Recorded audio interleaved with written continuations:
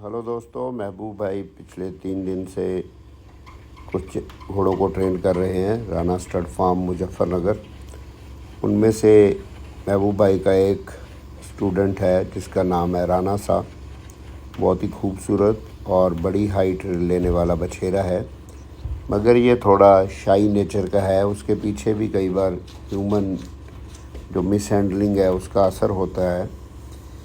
कई बार जो हैंडलर हैं घोड़े को पकड़ने जाते, अगर वो घोड़ा पकड़ा नहीं जाता तो उसको पीट देते हैं, या जब हॉल्टर पहनाते समय या हॉल्टर उतारते समय कुछ ऐसे झटके दे देते हैं जिससे वो परमानेंट आदमी से या हॉल्टर से डरने लगता है। महबूब भाई ने इसके साथ 2 सेशन किए पैनिंग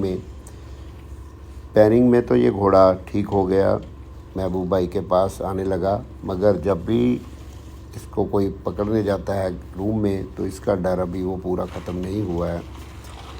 आम आदमी अब अगर क्या करता, वो 2 लोग आते, एक लंबा रस्सा लेते और इस घोड़े को घेर के पकड़ लेते, या एक डंडा लेके इसको डरा देते, या इसको पहले चारा डाल देते फिर वहाँ से इसको थोड़ा पकड़ लेते। मगर जो अच्छा और सेफ़ तरीका है, इस घोड़े को समझने का मौका दिया जाए कि एक इंसान हॉल्टर लेके मेरे पास आया है और वो मुझे बाहर ले जाना चाहता है, तो मैं खुद उसके पास जाऊं।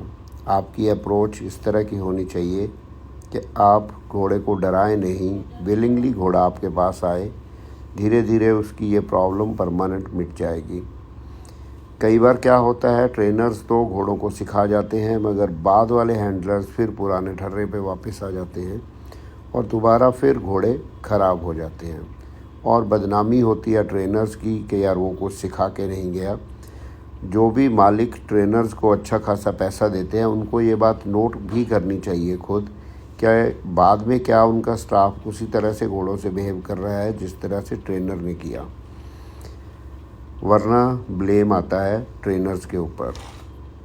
ज़्यादातर मालिक खुद फार्म्स पे नहीं रहते और जो आपका स्टाफ है वो ट्रेनर की फुल बदनामी करता है कि इसने तो कुछ सिखाया ही नहीं जी।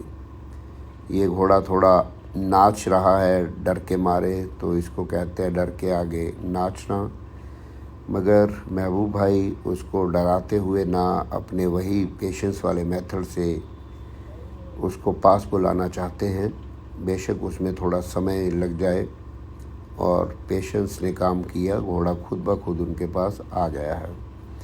आज महबूब भाई यहाँ के जो हैंडलर्स हैं उनको सिखाएंगे कि घोड़े को हॉल्टर कैसे लगाना चाहिए प्रॉपर तरीके से, ताकि वो विलिंगली सिर नीचा करके हॉल्टर लगा ले।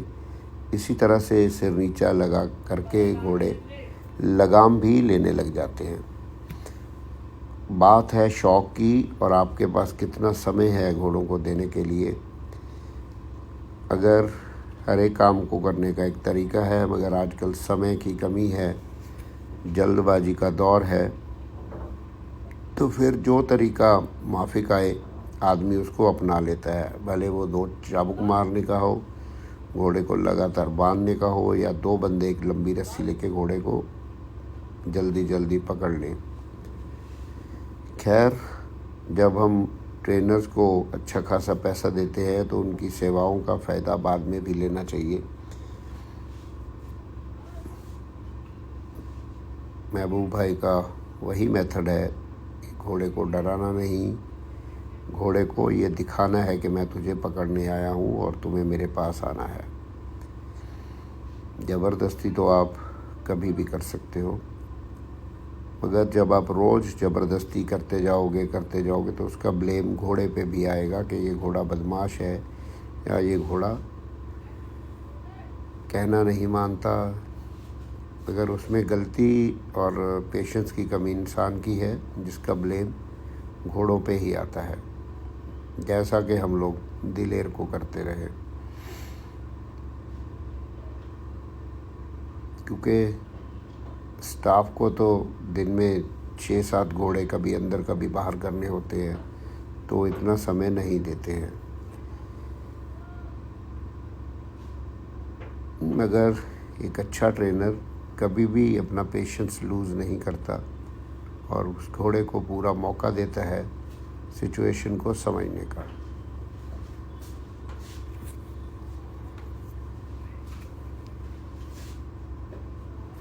ये बछेरा राना सा जिसकी उम्र करीब 1 साल है और इसकी हाइट अच्छी खासी और एक्स्ट्राऑर्डिनरी है और ये आने वाले समय में एक अच्छा खूबसूरत स्टैलियन बनने वाला है।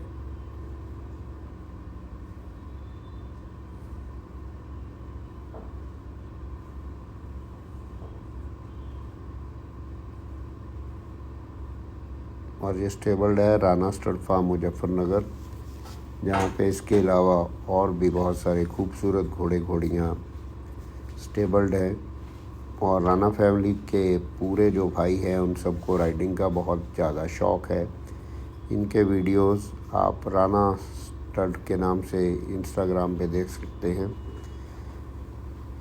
ये एक ऐसा स्टड फार्म है जिसके सारे ही घोड़े राइडेबल हैं और घोड़े कम पड़ते हैं भाइयों को, तो कुछ भाई पीछे जीपों में, गाड़ियों में या एटीवीज़ में चलते हैं। और ये ब्लेस्ड हैं, मुजफ्फरनगर में रहते हैं तो इनके आसपास नदियों का भी बहुत सारा एरिया है, खेत है राइड करने के लिए। और यूपी की जो धरती है वो पेड़ पौधों से वैसे ही हरी भरी रहती है। यहाँ आम के जो बागान हैं वो भी बहुत सारे हैं। फाइनली बछेरा महबूब भाई के पास आ गया है।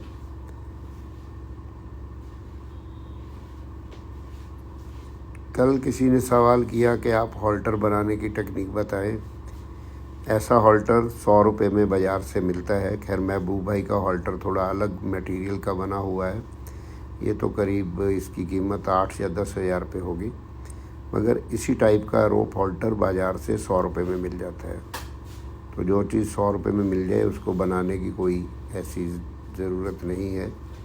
हाँ, अगर आप सेम महबूब भाई वाला ख़रीदना चाहते हो तो डाउन अंडर हॉर्समैनशिप पे जाइए, वहाँ इसको ऑर्डर कर लीजिए। बाकी ज़रूरी नहीं कि हर आदमी को हर एक चीज़ की ज़रूरत हो, आप नॉर्मल रोप होल्डर्स कहीं से भी ले सकते हैं।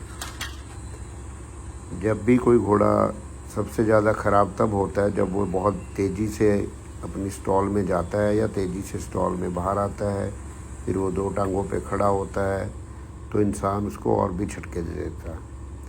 महबूब भाई ने इसको इस तरह से ट्रेंड किया है कि ये महबूब भाई की लैप में आके ये हॉल्टर लेगा और हॉल्टर निकलवाएगा।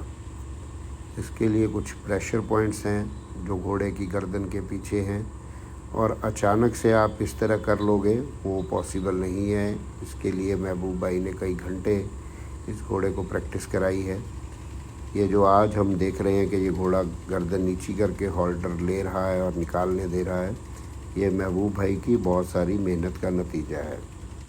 बहुत सारे लोग बोलेंगे कि आपने मेन पार्ट तो दिखाया नहीं, और ये कई घंटों का जो प्रैक्टिस है वो एक छोटे वीडियो में दिखाया भी नहीं जा सकता। खैर महबूब भाई की एक ही बात है, उनकी पेशेंस और कोई शॉर्टकट यूज़ ना करना।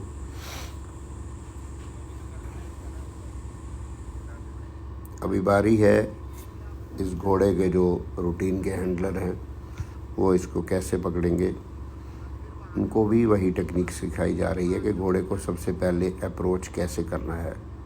अगर वो गलत अप्रोच से ही घोड़े के पास जाएगा तो घोड़ा उसको फॉलो नहीं करेगा, उसको फिर वो पुराना हैंडलर याद आ जाएगा जिसने उसको पीटा होगा या उसको झटके मारे होंगे। अपने आप को चेंज करने में काफ़ी समय लग जाता है। सबसे मुश्किल काम वही है, क्योंकि जिसको शौक़ नहीं उसको ये चीज़ें बोरिंग लगती हैं कि मैं इतना समय घोड़े को क्यों लगाऊं जब मेरा 2 डंडे मार के काम चलता है। खैर, जितना मीडिया पावरफुल हो गया है, सोशल मीडिया पे वीडियोस वायरल होते हैं, आज कोई भी आदमी जिसकी थोड़ी बहुत इज्जत है समाज में वो अफोर्ड नहीं करता कि किसी घोड़े को डंडे मारे, क्योंकि उसका वो डंडे मारने का वीडियो जब भी कभी वायरल होगा तो उसको गालियों की बौछार सहने के लिए तैयार होना चाहिए। सो बेटर है कि हम गालियाँ खाएं, उससे अच्छा हम अपनी आदतें ही बदल लें। और मैं जो लोग घोड़ों के फार्मों पे काम करते हैं मैं उनसे भी एक रिक्वेस्ट करूँगा, देखो, आप हॉर्स लवर हो, इसीलिए आप घोड़े का काम करते हो, वरना आप भी कोई टैक्सी चला सकते हो, किसी फैक्ट्री में जॉब कर सकते हो तो आप हॉर्स लवर, थोड़ा बहुत आप अपने आप को चेंज कर लोगे, उसी काम को किसी सलीके से करोगे तो मालिक खुश होकर आपको टिप भी देगा। और इस तरह से अगर आप सही तरीके से काम करते जाओगे तो आपकी तनख्वाह भी बढ़ जाएगी, क्योंकि काबिल आदमी को कोई भी अपने फार्म से जाने नहीं देना चाहता और उसको वो किसी भी कीमत पे रखना चाहता है। हाँ, अगर आपने कसम ही खाई है कि सारी ज़िंदगी हम लोगों ने लीद ही उठानी है तो अलग बात है, वरना आप लोग भी धीरे धीरे अच्छे ट्रेनर्स में तब्दील हो सकते हो, अच्छे हॉर्समैन में तब्दील हो सकते हो। काम करने का सलीका होना चाहिए, आपका स्टाइल अच्छा है, भले आप मोची ही हो, जूते सिलते हो, मगर शहर में बहुत सारे मोची ऐसे भी होते हैं जिनके यहाँ लाइन लगती है, क्योंकि वो जूते भी स्टाइल से चलते हैं। महबूब भाई फाइनली उसको दोबारा रूम में वापस ले आए और अब उसको उसी तरीके से खोला जाएगा ताकि उसका ये डर परमानेंट मिट जाए। एक भी पहलू अगर कोई छोड़ दिया जाएगा तभी वो गड़बड़ फिर से हो जाएगी।